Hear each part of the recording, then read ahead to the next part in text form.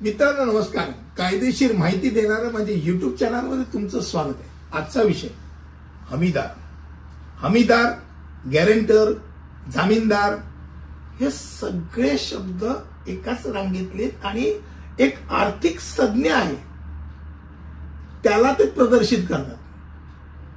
म्हणजे जर एखाद्या व्यक्तीचं ते वर्णन असं करतात की जो कर्जदार त्याच्या कर्जाच्या दायित्वात त्यांनी चूक केली तर त्याच्या कर्जाचं फेड करण्याचं वचन तो देतो, त्याला गॅरेंटर म्हणतात, हमीदार म्हणतात. खास करून कर्जाच्या संदर्भात जामीनदार कर्जाच्या विरुद्ध तारण म्हणून त्याची स्वतःची मालमत्ता गहाण ठेवतात आणि त्याला माहिती नसेल तरी ते एक प्रकारे त्याची ती मालमत्ता गहाण असते. म्हणजे त्याने असं लिहिलं नसेल, तो त्याची सॅलरी स्लिप लावतो, तो त्याचं घराचं प्रूफ देतो आणि जर कर्जदाराने टांग दिली तर या जामीनदाराच्या सॅलरी स्लिपनं सॅलरी कटिंग सुरू होतं. कर्ज घेतलं कोणी? कर्जदाराने. आणि हप्ता कोणाच्या खिशातनं जाणार? जामीनदाराच्या.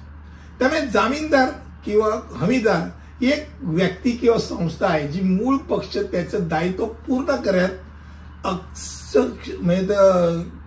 सक्षम नाही तर तो त्या दुसऱ्या पक्षाचं आर्थिक दायित्व घेतो.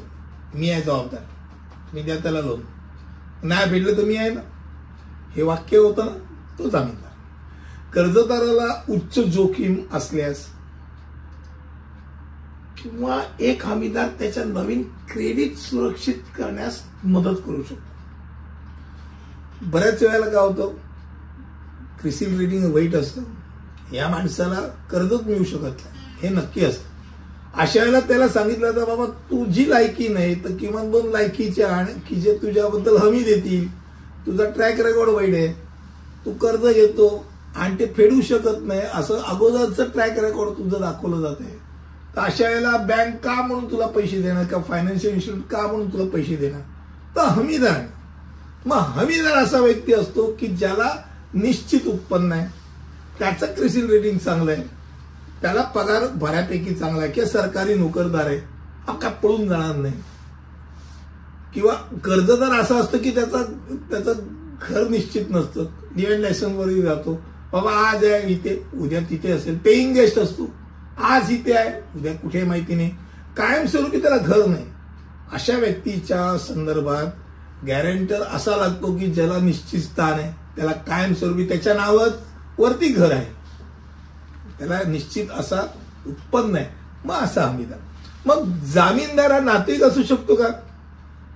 असू शकतो, त्याच्या पत्त्यावर राहणारा पण असू शकतो, मात्र त्यांनी जामीनदार म्हणून क्वालिफाय होण्याकरता जे काही रिक्वायरमेंट्स आहेत त्या फुलफिल केल्या पाहिजे. गॅरेंटरनी खालील निकष, एक तर खास करून त्याला इंग्रजी यायला पाहिजे किंवा ज्या भाषेमध्ये जे कर्ज लिहिले ती भाषा त्याला यायला पाहिजे आणि तो त्या कर्जदाराला 2 वर्षापेक्षा जास्त ओळखत असला पाहिजे. तो गेलाय की मी 2 वर्षापासून जास्त ओळखतो. जामीनदार म्हणून किंवा हमीदार म्हणून, हे हमीदार खास करून बोलतो कारण जामीनदार बऱ्याच वेळा राहतो कोर्टामध्ये सुद्धा जामीनदार असतो, तोही जामीनच असतो पण ते एक विशिष्ट रकमेकरता असतो. 15,000चा जामीन, मग 15,000 भरले की तो संपला. हमीदारचं कर्ज मोठं असतं, हे फायनान्शियल बाबतीतलं. गॅरेंटर किंवा हमीदार फायनान्शियल याच्यातलं असतं. 5 लाखाचं कर्ज घेतलं असेल तर 5 लाखाचं कर्ज त्यांनी भरलं नाही पट्ट्याने तर ते 15 लाखाचं पण होऊ शकतं. तर 15 लाखाचं त्या हमीदारला पैसे भरून बसायला लागतात. त्यामुळे नॉर्मल कोर्समध्ये हमीदार हा नातेवाईक किंवा जवळचा मित्रच असतो, बाकी असा थर्ड व्यक्ती तुम्हाला हमीदार म्हणून सापडणार नाही.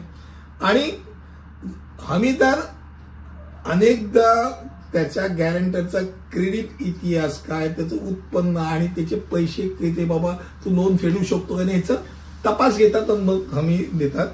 त्यामुळे आजचा विषय जो होता तो खास करून हमीदार विषय होता. तुम्ही विचाराल मी हमीदार राहू का? ही तुमची रिस्क आहे, इंडिव्हिज्युअल रिस्क आहे. तुम्ही ज्याच्याकरता हमी राहताय त्या व्यक्तीने समजा घेतलेले पैसे नाही भरले, तुम्ही ट्रॅक ठेवा आणि ते पैसे तुम्हाला भरायचे हे डोक्यात राहू द्या. ही रिस्क घेऊ इच्छित असाल तर हमीदार बिंदास राहा. पुढील व्हिडिओमध्ये असंच काहीतरी घेऊन येईल. तिथपर्यंत इथेच थांबतो. धन्यवाद.